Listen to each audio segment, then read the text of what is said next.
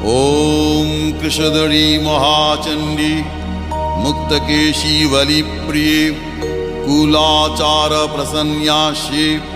नमस्ते शङ्करप्रिये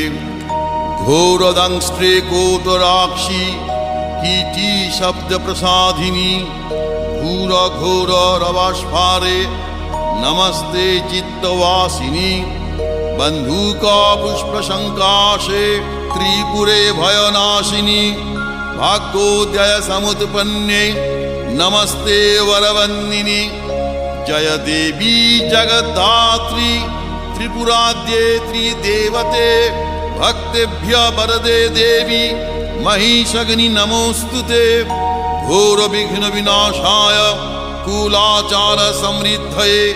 नमामि वरदे देवी मुंडमाला विभूषणे रक्तधारा